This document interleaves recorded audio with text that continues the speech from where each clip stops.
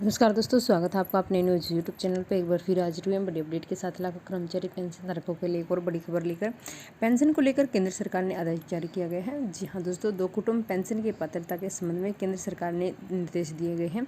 सभी पेंशन धारकों के लिए बहुत ही अच्छी खबर निकल कर सामने आ रही है। पूरी खबर क्या है वो हम आपको इस वीडियो में बताएंगे। कहीं भी वीडियो को स्किप न करें, वीडियो को लास्ट तक जरूर देखें।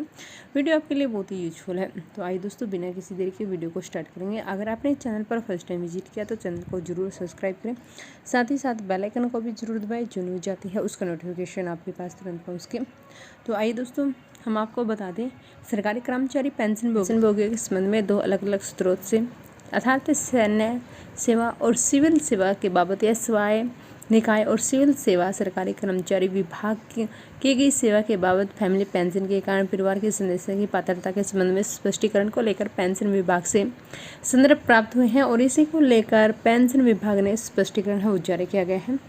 सिविल सेवा पेंशन नियमावली 1972 के अनुसार 27 दिसंबर 2012 के संबंध संशोधन से पहले यदि किसी सैन्य पेंशन भोगी ने अपने द्वारा की गई सैन्य सेवा के लिए कुटुंब पेंशन के विकल्प का चयन किया था तो उन नियमों के चम्मन के उपनियम 13 क के अनुसार पुनर्नियोजित सैन्य पेंशन भोगियों को सिविल पक्ष से कुटुंब पेंशन की स्वीकृति प्रतिबंध थी।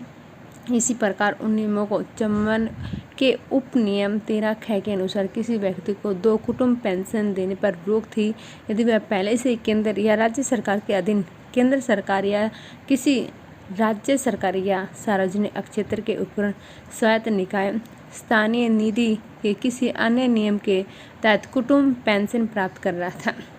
उसके बाद केंद्र सरकार ने इस नियम को बदल दिया। दिनांक 27 दिसंबर 2012 के आदेश जारी करके उपयुक्त नियम को हटा दिया गया और इस प्रकार एक ही सरकारी कर्मचारी पेंशन भोगी के संबंध में दो अलग अलग स्रोतों से कुटुंब पेंशन की पात्रता पर प्रतिबंध को हटा दिया गया था। दोस्तों, CCS पेंशन नियम 2021 के अधिसूचित किया गया था। 20 दिसंबर 2021 को दोस्तों सेवा पेंशन नियमावली 1972 को हटाकर केंद्रीय सिविल सेवा पेंशन नियमावली 2021 लाया गया। केंद्रीय सिविल सेवा पेंशन नियम 2021 का नियम 50 कुटुंब पेंशन से संबंधित इस नियम में एक सरकारी कर्मचारी पेंशन भोगियों के संबंध में दो अलग अलग स्रोतों से कुटुंब पेंशन की स्वीकृति पर किसी भी प्रकार के प्रतिबंधित का प्रावधान नहीं है। उपरोक्त को ध्यान में रखते हुए यह भी स्पष्ट किया गया कि एक ही सरकारी कर्मचारी पेंशन भोगी के संबंध में परिवार के किसी सदस्य को दो अलग अलग स्रोतों से कुटुंब पेंशन देने पर केंद्रीय सिविल पेंशन नियमावली 2021 में कोई प्रतिबंध नहीं है। वहीं दो अलग अलग सरकारी कर्मचारी पेंशन भोगी की मृत्यु के परिणाम स्वरूप केंद्र जो फैमिली पेंशन है दोस्तों, परिवार के एक सदस्य को दो कुटुंब पेंशन की पात्रता केंद्रीय सिविल सेवा पेंशन नियमावली 2021 के उपनियम 12 क और उपनियम 13 के अनुसार मिलेगी। वहीं उपनियम 12 क में क्या कुछ होता है, सरकारी कर्मचारी पेंशन भोगी की मृत्यु होने पर किसी व्यक्ति के लिए अनुज्ञा कुटुंब पेंशन को अन्य सरकारी कर्मचारी या पेंशन भोगी की मृत्यु होने पर इस नियम के अधीन कुटुंब पेंशन की पात्रता के अवधारणा के प्रयोजन के लिए आय के रूप में नहीं माना जाएगा।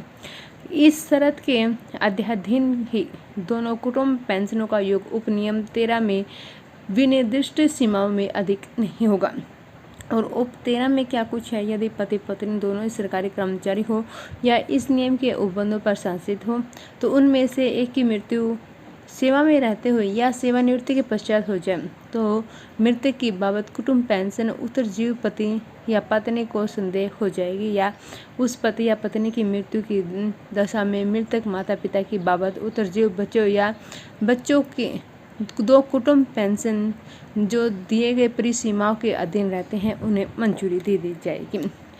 यदि उत्तरजीव बच्चा या बच्चे दो कुटुंब पेंशन पाने का पात्रता है, दोनों कुटुंब पेंशन की रकम 1,25,000 रुपये प्रति माह तक सीमित रहेगी। दोस्तों, ये थी आज की मेरी लेटेस्ट अपडेट। दो कुटुंब पेंशन के पात्रता के संबंध में केंद्र सरकार के जो निर्देश थे उनके लिए। आशा करते हैं आपको वीडियो अच्छी लगी होगी। वीडियो अच्छी लगे तो लाइक ज़रूर करें, सब्सक्राइब करें और अपने दोस्तों के साथ भी ज़रूर शेयर करें। मिलते हैं नेक्स्ट वीडियो में एक और बड़ी अपडेट के साथ। तब तक आप सभी को धन्यवाद। जय हिंद, जय जवान, जय किसान।